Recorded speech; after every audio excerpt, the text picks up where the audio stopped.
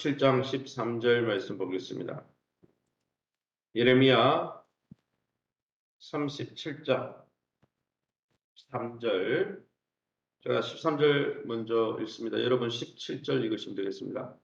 베냐민 문에 이른즉 하나냐의 손자여 셀레마의 아들인 이리야라 이름하는 문지기의 우두머리가 선지자 예레미야를 붙잡아 이르되 내가 갈대인에게 항복하려 하는도다. 17절. 시드기야 왕이 사람을 보내어 그를 끌어내고 왕궁에서 그에게 비밀이 물어 이르되 여호와께로부터 받은 말씀이 있느냐? 예레미야가 대답하되 있나이다. 또 이르되 왕이 바벨론의 왕의 손에 넘겨지리이다. 18절. 예레미야가 다시 시드기야 왕에게 이르되 내가 왕에게나 왕의 신하에게나 이 백성에게 무슨 죄를 범하였기에 나를 옥에 가두었나이까? 우리 38장 1절 같이 있습니다. 그들이 예레미야를 끌어다가 감옥들에 있는 왕의 아들 말기야의 구덩이에 던져 넣을 때에 예레미야를 줄로 달아내렸는데 그 구덩이에는 물이 없고 진창뿐이므로 예레미야가 진창 속에 빠졌더라. 오늘은 토굴에서 뜰로 다시 구덩이로라는 제목으로 말씀을 함께 나누기 원합니다. 바벨론이 이제 이집트를 상대하기 위해서 잠시 예루살렘 성에서 퇴각을 했죠. 그죠? 그 사이에 예레미야는 바벨론에 투항하려고 한다는 죄목으로 토굴에 있는 옥에 갇히게 됩니다. 하나님의 말씀을 전한 건데 이 사람들은 매국노다 이렇게 생각했겠죠. 시드기야 왕의 배려로 시위대 뜰로 옥에 있다가 시위대 뜰로 옮겨졌지만은 다시 그 신하들이 의해서 진흙 구덩이에 이제 죽이기 위해서 빠뜨리는 장면이 오늘 본문의 내용입니다. 그러면 이 내용을 통해서 우리에게 주시는 교훈이 무엇입니까? 13절입니다. 베냐민 문에 이른즉 하나냐의 손자여 셀레마의 아들인 이리야라 이름하는 문지기의 우두머리가 선지자 예레미야를 붙잡아 이르되 내가 갈대아인에게 항복하려 하는도다. 예레미야는 봉깃을 받기 위해서 고향 아나도스로 가려고 했습니다. 그래서 베냐민 문으로 나가려고 하다가 베냐민 문은 예루살렘의 북쪽에 있는 문이거든요. 그 문으로 나가려다가 붙잡혔어요. 문지기에게. 붙잡혔는데 왜 무슨 혐의로 붙잡혔냐? 갈대아인 바벨론 사람에게 항복하는 매국노다. 이런 혐의로 문지기에 붙잡혀서 서기관 집 토굴 옥에 갇히게 됩니다. 평소에 예레미야가 하나님의 말씀대로 바벨론에 항복하는 게 하나님의 뜻이다. 하나님이 징계하셨기 때문에 이 징계가 70년 끝나야 돌아올 수 있다. 이런 이야기를 하다 보니까 오해를 받은 거죠. 매국노로. 이처럼 여러분, 성도와 신자는 늘 하나님의 말씀과 복음 때문에 애매히 고난을 받을 수 있는 거죠. 그래서 사도 바울은 뭐라고 했습니까? 복음과 함께 항상 형통하고 즐거움을 누려라 말하지 않았어요. 복음과 함께 고난을 받으라. 디모데후서의 주제가 복음과 함께 고난받는 거예요. 그래서 신자가 이 땅에 살면서 고난이 일상적으로 있을 수 있어요. 무슨 고난입니까? 죄 때문에 받는 고난, 내가 잘못해서 당하는 세상에서 왕따 이런 게 고난이 아니고 어떤 고난요? 말씀 때문에 복음 따라 사는데 세상이 왕따를 시키고 세상이 고난 줄 수 있다는 거예요. 왜요? 이 나라가 하나님의 나라가 완전히 임하지 않았기 때문에 세상 나라이기 때문에 세상 나라 가치관과 하나님 나라 가치관이 충돌나니까 말씀대로 살면 세상 사람들이 고깝게 보지 않겠죠. 그런 고난이 있을 수 있다는 거예요. 그런 고난은 기쁨으로 받아야 한다는 것이죠. 17절 말씀입니다. 시드기야 왕이 사람을 보내어 그를 이끌어내고 왕궁에서 그에게 비밀이 물어 이르되 여호와께로부터 받은 말씀이 있느냐? 예레미야가 대답하여 이르되 있나이다. 또 이르되 왕이 바벨론의 왕의 손에 넘겨지리다. 감옥에 있는 예레미야는 아주 당당했습니다. 왜요? 하나님의 말씀대로 살고 있으니까. 그러나 여러분 이 예레미야 선지자를 가둔 이 시드기야 왕은 오히려 불안하고 초조했어요.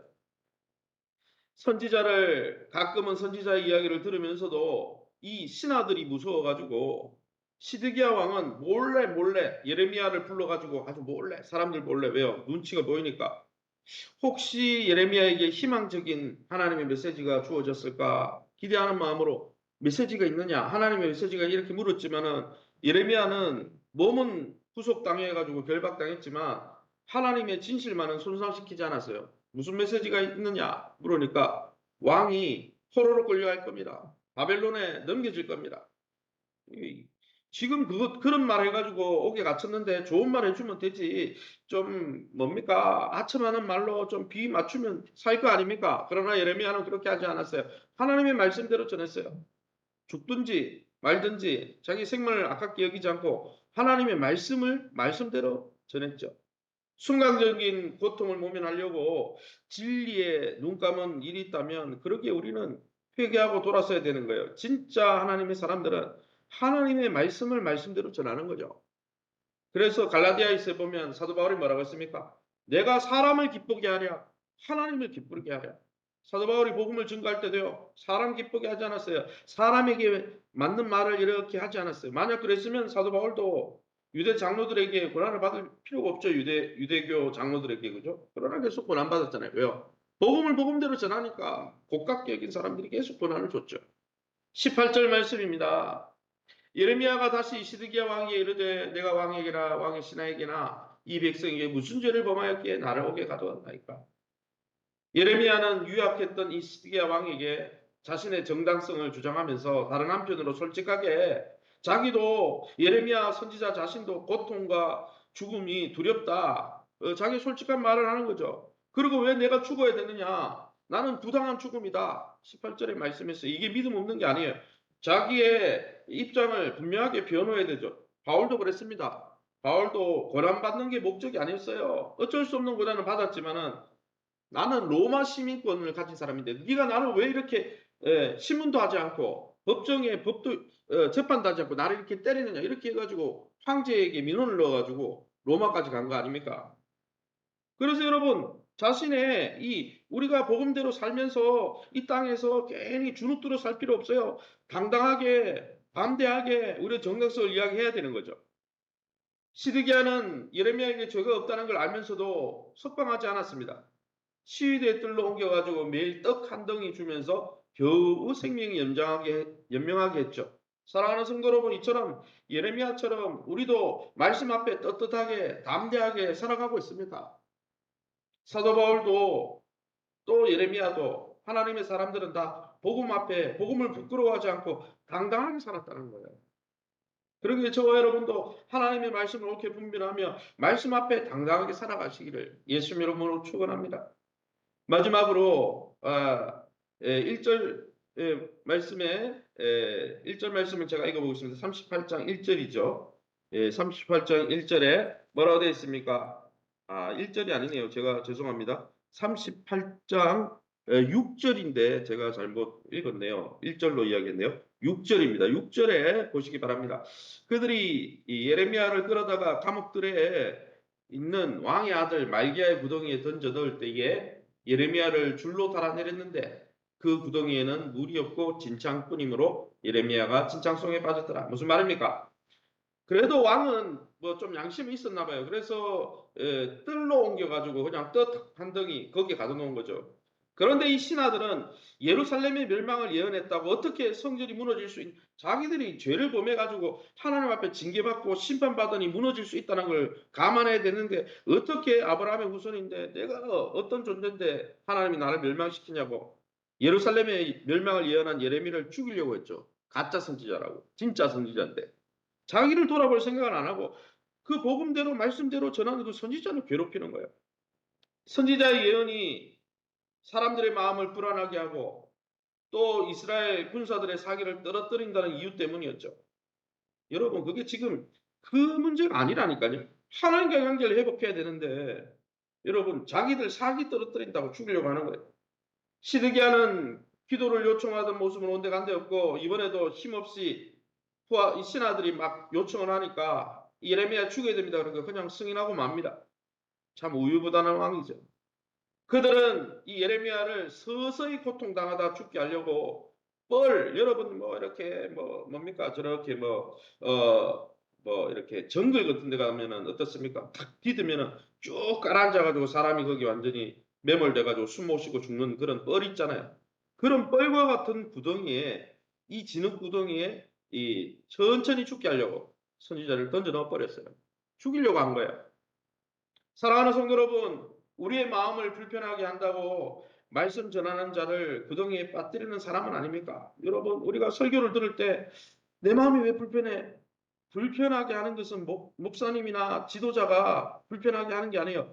그 말씀을 성경 말씀대로 전했는데 성경에 나오는 이야기를 했는데 내가 불편하다 그러면 뭐가 문제예요? 내 안에 불편하게 만드는 죄가 있는 거고 성령이 우리의 선한 양심을 찌르는 거예요. 그러면은 그거를 깨닫고 어떻게 됩니까? 나를 왜 불편하게 했냐?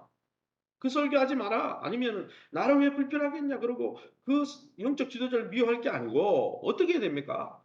아, 하나님이 이 메시지를 주시나 보다. 그러고 여러분 우리 자신을 돌아봐야 되는 거예요. 디모데후서 2장 15절에 뭐라고 했습니까? 사도 바울이 디모데에게 디모데야 네가 목회할 때 항상 하나님의 말씀을 옳게 분별해라. 그리고 말씀 앞에 부끄러울 것이 없는 일꾼으로 인정된 자로 자기를 드리기를 힘쓰라 그랬어요. 여러분 하나님이 우리에게 말씀하시는 모든 말씀은 우리가 진짜 진정으로 우리 자신을 직면하고 우리 자신을 회개하고 자복할 마음만 있으면 다 우리는 살리는 말씀이지 우리를 죽이는 말씀은 없는 거예요. 말씀을 들을 때마다 내가 원하는 말씀이 아니라 하나님이 내게 하시고자 하는 말씀을 들으면서 그래서 우리가 말씀 들을 때도 자기중심적으로 들으면 안 되래요. 내가 원하는 말씀이 아니고 하나님이 오늘 이 시간에 하시는 말씀이 무엇이냐? 성경에 나오는 하나님의 메시지가 뭐냐? 이걸 들어야 되죠. 그렇게 자기중심적인 신앙에서 탈피해야 되죠. 말씀을 들을 때도 기도할 때도. 고난을 당해도 진리의 말씀을 손상시키지 않고 더불어서 진리의 말씀이라면 그 말씀 앞에 우리 자신을 처복종시키며 우리 자신을 돌아보며 회개하는 복된 저와 여러분 다 될 수 있기를 예수님 이름으로 축원합니다. 우리가 함께 기도할 때 고난을 당해도 진리의 말씀대로 우리가 진리의 말씀을 손상시키지 않고 말씀 때문에 고난 받더라도 우리가 차라리 말씀의 사람 되게 도와주시옵고 그래서 시냇가에 심은 나무같이 참 형통한 인생 되게 도와주시옵소서. 두 번째 기도할 것은 하나님 나라를 이 땅에서 누리고 경험하게 도와주시고 선포하는 교회 될 수 있도록 세우신 교회와 좋은 관계를 맺게 하시고 교회 안에서 성장하도록 환우들과 우리 자녀들과 기업을 놓고 우리 앞심에서 통성으로 기도합니다. 주여 하나님 아버지 은혜 감사합니다. 하나님의 놀라운 은혜가